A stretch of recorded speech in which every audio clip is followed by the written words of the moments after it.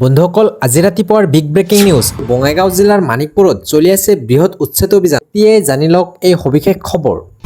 বেদখলকাৰীৰ বিৰুদ্ধে চৰকাৰৰ দয়া নাই আৰু কোনো ক্ষমা নাই।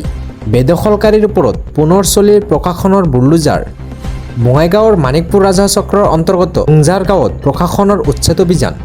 গাঁওখনৰ মাজেৰে পাৰ হৈ যোৱা মূল পথৰ দাঁতিত উচ্ছেদ চলায় প্ৰশাসনে। বহু লোকে দীৰ্ঘদিন ধৰি বেদখল কৰি আহিছিল চৰকাৰী ভূমি।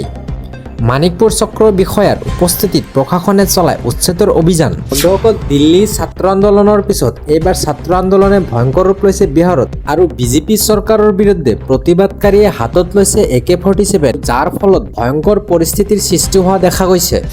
বিজেপি চৰকাৰৰ বিৰুদ্ধে হাতত AK-47 লৈ প্ৰতিবাদ। তেজস্বী যাদৱক ধৰি বিৰোধী নেতাক কৰা হয় আটক। দাবী পূৰণ নহ'লে 5 দিনীয়া বিধানসভা ঘেৰাও কৰাৰ ঘোষণা। নিযুক্তি পৰীক্ষাৰ স্বচ্ছতাৰ নিবনুৱা সমস্যাক লৈ কঁপিছে বিহাৰ বিধানসভা ঘেৰাওৰ কাৰ্যসূচী RJDৰ। আৰক্ষীৰ বেৰিকেড ভাঙি অগ্ৰসৰ চেষ্টা প্ৰতিবাদকাৰীক ছত্ৰভংগ দিয়াবলৈ পানীশিলৈ নিক্ষেপ। RJDৰ মুৰব্বী তেজস্বী যাদৱৰ নেতৃত্বত এই প্ৰতিবাদ চলি আছে। তেজস্বী যাদৱকে ধৰি নেতাক আটক কৰে আৰক্ষীয়ে। একাংশ প্ৰতিবাদকাৰীয়ে হাতত লৈ গৈছে AK-47ৰ কাটআউট। 32,000 শিক্ষকৰ পদত নিযুক্তি ঘোষণা কৰাৰ পিছতো বিহাৰত প্ৰতিবাদ। জুলাইত প্ৰতিবাদকাৰী শিক্ষাৰ্থীৰ বিৰুদ্ধে কঠোৰ ব্যৱস্থা লৈছে আৰক্ষীয়ে। এজন আৰক্ষীৰ বিষয়াৰ হাতত দেখা গৈছে AK-47। ইয়াৰ বিৰোধিতাৰে আজি RJDৰ প্ৰতিবাদকাৰীয়ে হাতত লৈ গৈছে AK-47ৰ কাটআউট। সম্ৰাট চৰকাৰক উফৰাই দিয়াৰ হুংকাৰ প্ৰতিবাদকাৰীৰ দলৰ। এই মুহূৰ্তৰ আনটো খবৰ, গুৱাহাটী মহানগৰত নচলে ৰেপিড আৰু কেব সেৱা। 1 ছেপ্টেম্বৰৰ পৰা নচলিব গুৱাহাটীত ৰেপিড আৰু কেব সেৱা। ৰেপিড আৰু কেব সেৱা বন্ধত অচল হৈ পৰিব ৰাজপথ। পৰিবহণ বিভাগ আৰু ৰেপিড উবেৰ কোম্পানীৰ বিৰুদ্ধে চলক সন্থা। অনিৰ্দিষ্টকাললৈ অনলাইন ৰেপিড কেব সেৱা বন্ধ কৰাৰ হুংকাৰ। দাবী পূৰণৰ বাবে 31 আগষ্ট সময় বান্ধি দিছিল প্ৰতিবাদকাৰী চালক সন্থাই।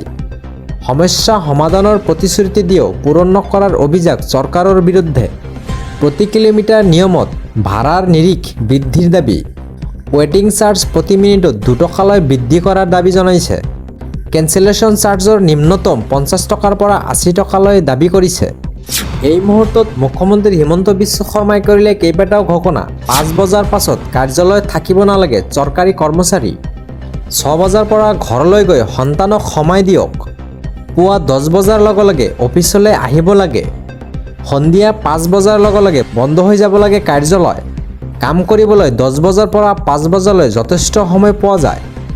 টেবুলত এটা ফাইল এৰি নোযোৱাকৈ 5 বজাত কাম শেষ কৰিব লাগিব। কাৰ্যালয়ত সময়খিনি থকাখিনি স্মাৰ্ট আৰু সক্ৰিয় হৈ থাকিব লাগে। বহু মানুহে কাম নকৰে, 5 বজাৰ পাছতহে কাম আৰম্ভ কৰে। চৰকাৰী কৰ্মচাৰীৰ ল'ৰা ছোৱালীও ডাক্তৰ আৰু ইঞ্জিনিয়াৰ হ'ব লাগে। মাক দেউতাকৰ মৰম নাপালে ভাল মানুহ কেনেকৈ হ'ব? প্ৰতিগৰাকী কৰ্মচাৰীক এই পৰামৰ্শ মুখ্যমন্ত্ৰী হিমন্ত বিশ্ব শৰ্মাৰ। 5 বজাৰ পাছত কাৰ্যালয়ত থাকিব নালাগে আৰু কৰ্মচাৰীসকল